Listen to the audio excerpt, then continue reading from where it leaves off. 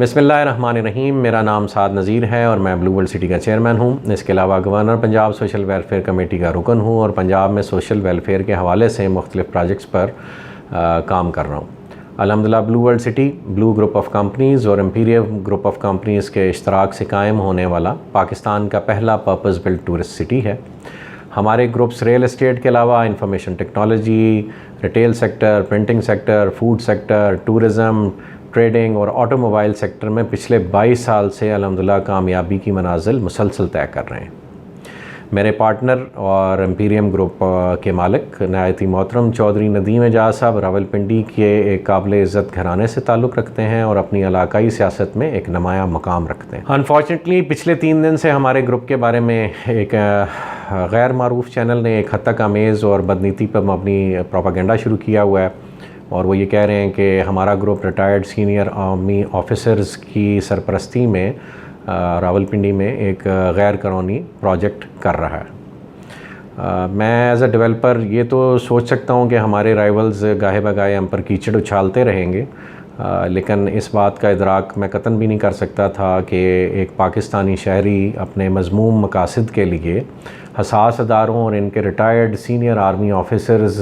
जिनका बज़ाहिर real estate से कोई ताल्लुक़ नहीं है,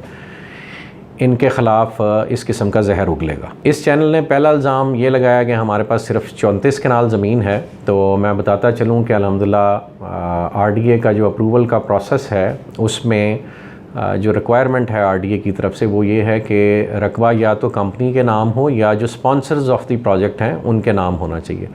तो अल्हम्दुलिल्लाह मेरे ज़ाती नाम पर और चौधरी नदीम एजाज साहब के नाम पर यानी मुश्तरका तौर पर हम दोनों के नाम पर तकरीबन 13,000 कनाल रकबा सिर्फ़ और सिर्फ इस वक्त RDA में प्लानिंग परमिशन के प्रोसेस में इस वक्त जमा कराया हुआ है हमने। और उसके अलावा भी हम हज़ारों कनाल पे मुहित प्रोक्योरमेंट का सिलसिला जारी रखे हुए हैं और इंशाल्लाह वो हम पीस बाय पीस कम्पैक्ट करके RDA में डालते जाएंगे। जो हमने 13,000 कनाल का रकबा पहले RDA में मुख्तलिफ़ स्टेजेस पे डाला है उसके हवाले से हमें पहली परमिशन मौरखा 22/11/2017 को RDA ने दी। उसकी ये डॉक्यूमेंट आपसे स्क्रीन पे शेयर किया जा रहा है। इसी हवाले से फिर जो दूसरी प्लानिंग परमिशन है जो कि 1534 कनाल की थी वो दोबारा हमें RDA ने 19/2/2019 को दी और उसकी इन्फॉर्मेशन भी आपके साथ स्क्रीन पर शेयर की जा रही है। इसी दौरान रेवेन्यू डिपार्टमेंट से तकरीबन 3 से 4 दफ़ा हमारे लैंड डॉक्यूमेंट्स वेरीफाई होके RDA में मुख्तलिफ़ डेट्स में दिए गए हैं और उनके डॉक्यूमेंट्स भी हम आपके साथ स्क्रीन पर शेयर कर रहे हैं। महकमों की रवायती सुस्तरवी के बायस हमें अनफॉर्चुनेटली कोर्ट से रजू करना पड़ा और पहले हमने लोअर कोर्ट्स में अप्लाई किया, उससे हमें रिलीफ़ मिला, फिर हमें सेशन कोर्ट से बाकायदा एक ऑर्डर मिला जिसके तहत हम अपने प्रोजेक्ट पे डेवलपमेंट का काम जारी रख सकते थे। मज़ीद बरां ये कि हमने लाहौर हाई कोर्ट से भी इस दौरान रजू किया और पटिशन नंबर 1343-19 हमने दायर की, वो भी आपके साथ स्क्रीन पे शेयर की जा रही है। उस पटिशन के नतीजे में रावलपिंडी डेवलपमेंट अथॉरिटी ने हाई कोर्ट मोअज़्ज़ज़ हाई कोर्ट के सामने एडमिट किया कि जी हम इनकी planning permission like other societies वो कंसिडर करेंगे। अगर ये अपनी पटिशन विदड्रॉ कर लें और हमारे साथ रजू करें दोबारा तो हम इंशाल्लाह इनको बहुत जल्द प्लानिंग परमिशन दे देंगे। तो हाई कोर्ट की इस एडवाइस को फॉलो करते हुए हमने अपने वहाँ से केस विदड्रॉ करके दोबारा RDA से रजू किया और फिर अपना प्लानिंग परमिशन का प्रोसेस हमने अल्हम्दुलिल्लाह ज्वाइन कर लिया। हम इस वक्त RDA से उस प्लानिंग परमिशन और फाइनल NOC के अप्रूवल के लिए इंतज़ार में हैं। हमने अपना लेआउट भी जमा कराया हुआ है, उनकी तमाम जो कोडल फॉर्मेलिटीज़ हैं वो हमने पूरी की हुई हैं और हम इस इंतज़ार में हैं कि बहुत जल्द इंशाल्लाह वो हमें NOC जारी करेंगे। इसी तरह हम इंशाल्लाह अपने मुख्तलिफ़ जो कॉम्पैक्ट पीसीज़ हैं वो RDA में डालते जाएंगे और जो हमारा डिज़ायर्ड साइज़ है अराउंड 100,000 कनाल प्लस वो इंशाल्लाह हम बहुत जल्द अचीव करने में कामयाब हो जाएंगे। जो ये गैर मारूफ़ चैनल जिसका मैं ज़िक्र कर रहा था उसने जो दूसरा संगीन और शर्मनाक इल्ज़ाम लगाने की कोशिश की है वो ये है कि हम हसास अदारों और उनके रिटायर्ड ऑफिसर्स की ज़ेर सरपरस्ती खुदा न खास्ता फ्रॉड कर रहे हैं। मुझे ये सुनकर भी शर्म आती है कि कोई शख्स अखलाकियात की तमाम हदें तोड़ कर इतना नीचे गिर सकता है और अपने कभी मकासद के लिए काबिल इज़्ज़त अदारे की और काबिल इज़्ज़त ऑफिसर्स के दामन को दागदार करने की कोशिश कर सकता है। सच तो ये है कि हमारे ग्रुप्स का कंसोर्शियम एक फलता फूलता अदारा है जो पिछले 22 साल से मुख्तलिफ शोबाजात में मसरूफ़ अमल है।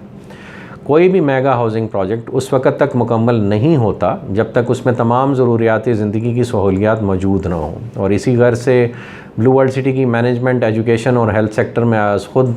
कदम रखने का फ़ैसला कर चुकी,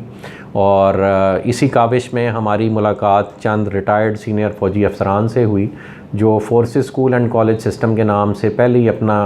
ब्रांड अपनी एक फर्म कंसल्टेक्स के ज़रिए उस पर अमल दरामद कर रहे थे। हमारा आपस में मामला तय पाए और हमारा एक जॉइंट वेंचर वजूद में आया, और उस जॉइंट वेंचर के सिलसिले में या उसके फॉलो अप में जो तय पाया वो ये था कि हम इस एजुकेशन सिस्टम की फ़्लैगशिप ब्रांचेस का क्याम पहले ब्लू वर्ल्ड सिटी रावलपिंडी और जो हमारा लाहौर में प्रोजेक्ट है ब्लू टाउन लाहौर, जो कि ऑल्सो अल्हम्दुलिल्लाह LDA से अपनी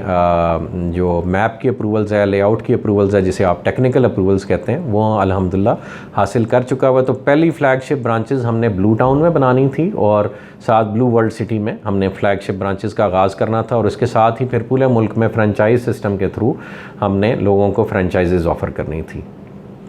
इस एजुकेशन सिस्टम का जो मरकज़ी सेक्रेटेरिएट है वो अल्हम्दुलिल्लाह लाहौर में टेक सोसाइटी में वाक़या है। इसकी अपनी एक डेडिकेटेड 15 से 20 एजुकेशनिस्ट की टीम है, प्रोफेशनल्स की टीम है, जो इस वक्त इसका करिकुलम डिवाइस कर रही है और जो निसाब हमने बच्चों को पढ़ाना है स्कूल्स में वो तरतीब दे रही है।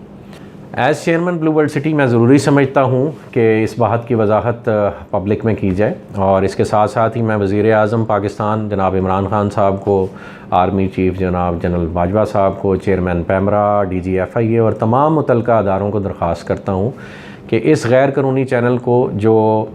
हसास अदारों और उनके सीनियर रिटायर्ड अफसरान के ख़िलाफ़ इस वक्त जहर उगल रहा है और बेबुनियाद प्रोपेगेंडा हमारे ख़िलाफ़ कर रहा है, उनके ज़िम्मेदारों को कानून के कटहरे तक लाया जाए और इस चैनल को फिलफौर बंद किया जाए। हम ज़ाती तौर पे इंशाल्लाह इस चैनल के ख़िलाफ़ कोर्ट में भी जा रहे हैं, और तमाम जो कानूनी कार्रवाई जो कि मुमकिन है वो इंशाल्लाह हम इस चैनल के ख़िलाफ़ ज़रूर करेंगे। आप तमाम अहबाब से गुजारिश है कि किसी भी नेगेटिव प्रोपेगेंडा को अपने तौर पे रेजिस्ट करें, और जो हक़ाइक़ हैं वो हमारे ऑफिसेज़ तशरीफ़ लाएँ, भले मेरे से ज़ाती तौर पे मुलाकात करें, और असल हक़ाइक़ से आप बखूबी ख़ुद वाकिफ़ हों, ना कि किसी प्रोपेगेंडा पे आप ध्यान दें। जज़ाकल्लाह खैर। अस्सलामु अलैकुम।